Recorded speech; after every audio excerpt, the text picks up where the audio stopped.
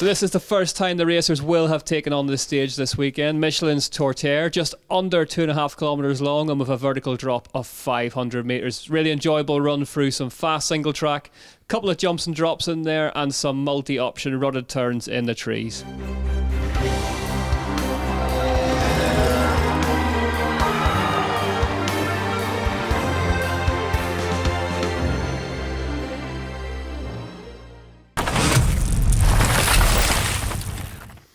Estelle Charles then, our third fastest rider today, just 0.95 seconds back off the fastest time. Yeah, quite surprising, Rick. It's quite a big stage, 6.5 minutes, but all to play for tomorrow. Yeah, the top 5 women just covered by as little as 1.79 seconds, the tightest of the year so far. Good indicator of just how close things are in that championship in 2021. Here we go then into the wooded section. Estelle Charles riding that Rossignol bike, covered in that sort of prototype wrap.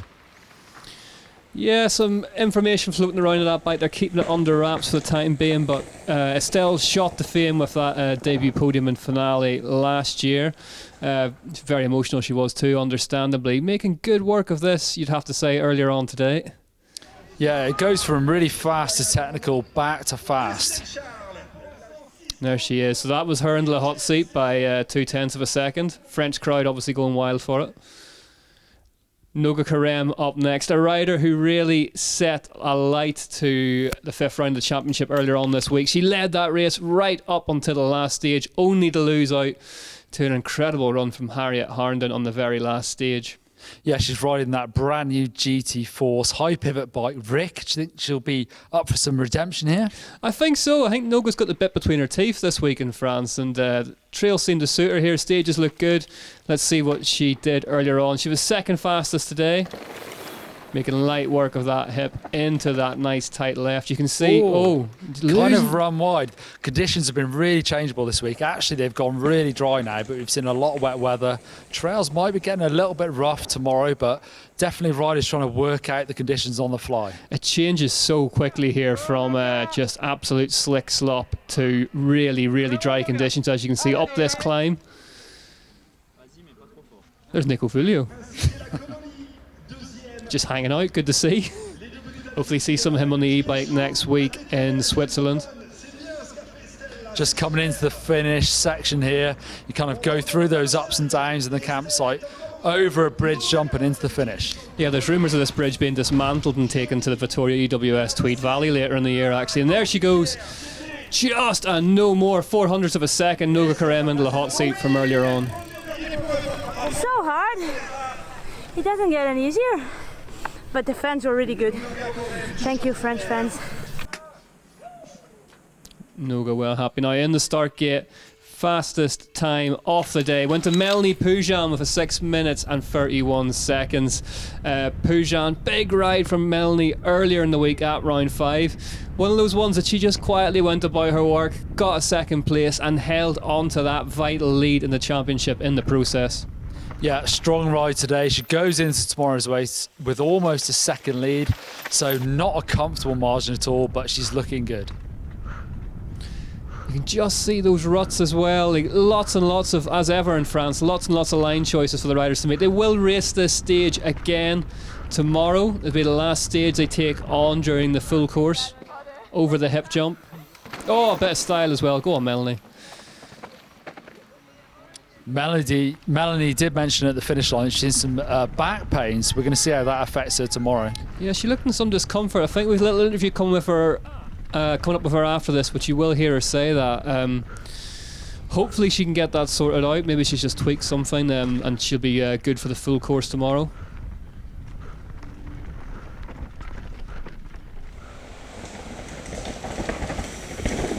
She's so dynamic on the bike, isn't she? Really, really aggressive.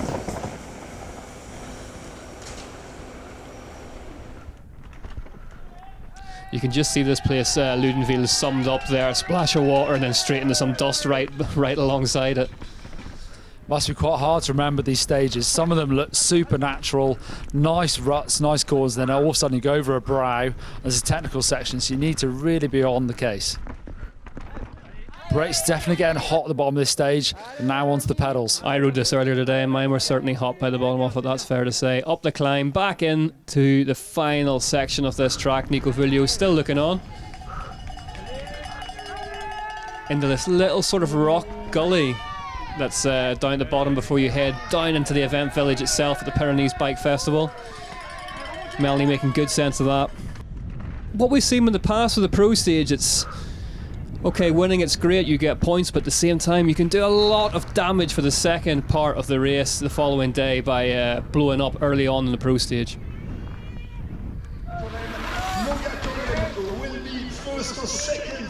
And here we go into the finish now. Let's get an update from Melanie. Yeah, it's good. I have a big pain at the back. It's horrible. Yeah, Melanie there in some discomfort. There are those final positions confirmed. Pugin from Korem, from Charles, Harriet Harnden in fourth, still well in contention, just over 1 second back. Let's take a look now at some action from the top 10 of the pro men's field from earlier on today.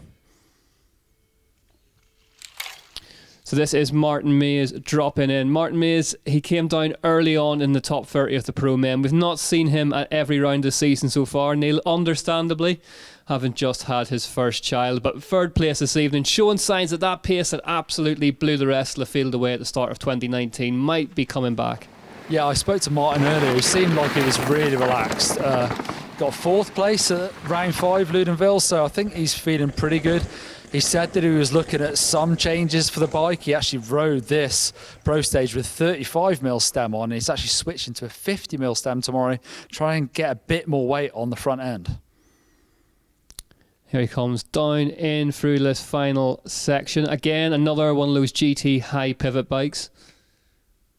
Great to see Martin firing again, and he'll be encouraged by this. The first man to go sub 5 minutes 30. I was kind of awkward. So much, so hard. It's just so physical, and there's not much flow into the track, so you're always riding super tight. It's a very hard stage, actually. Here we go in the start hut then for the second fastest time of the day. It was always going to be one of two men, wasn't it? Richie Rude just 1.87 seconds back. We will see a nice bit of onboard here from Richie as well. He did wear a helmet cam today. Richie Rude then one of only two men to pip Maes' time, and yeah, it's Richie, isn't it? Let's sit back and enjoy some of the fastest enduro riding you'll see.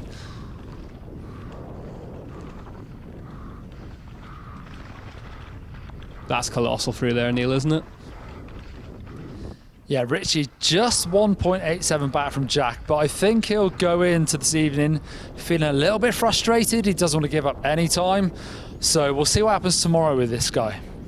Yeah, definitely, as always, Richie Rude, one to watch. I think there's plenty more speed in the tank. The drier conditions maybe might suit him a little more than the slick conditions we saw at round 5 earlier in the week.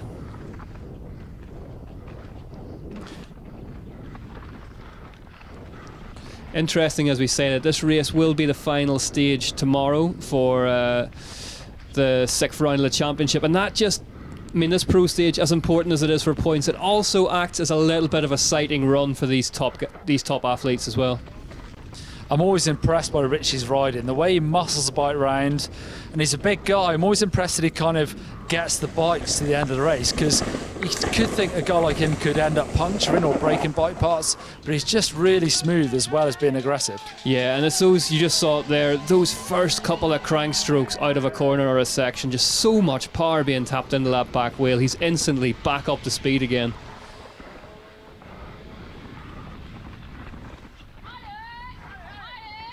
Just look at the speed of that section, picking lines so fast.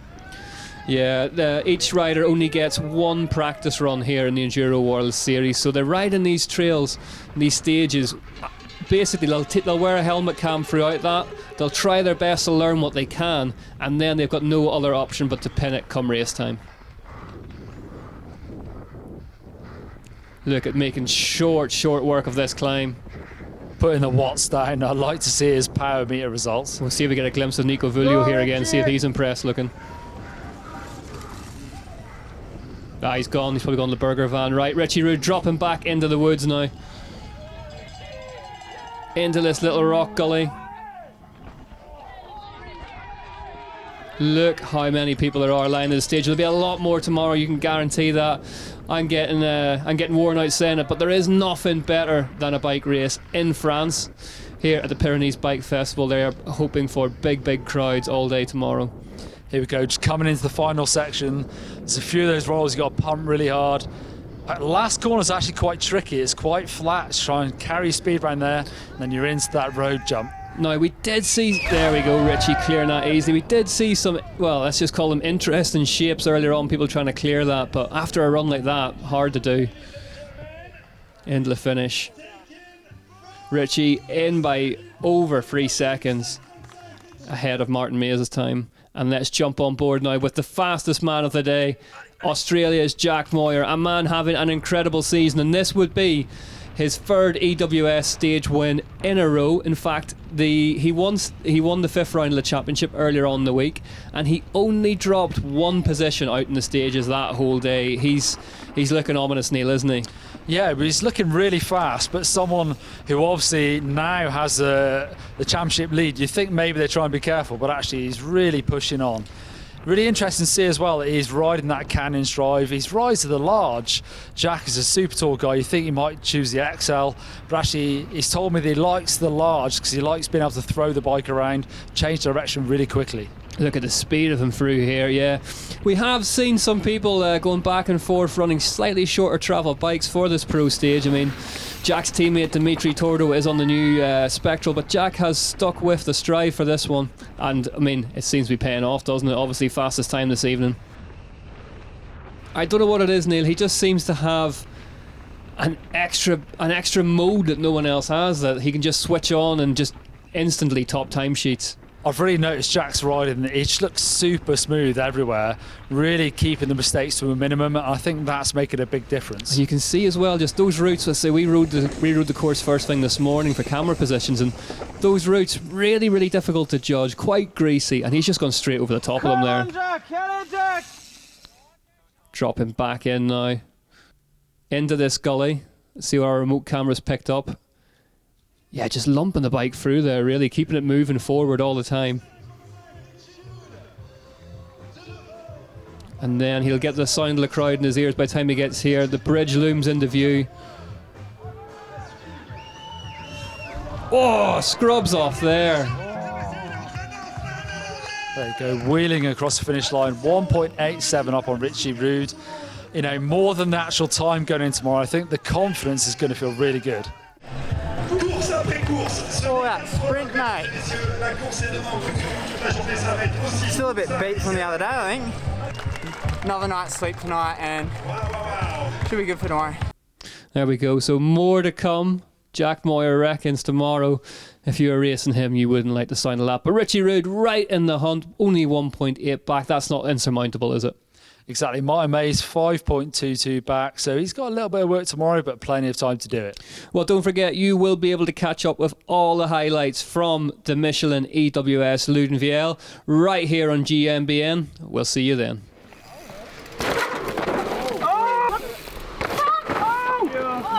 Full of inside lines.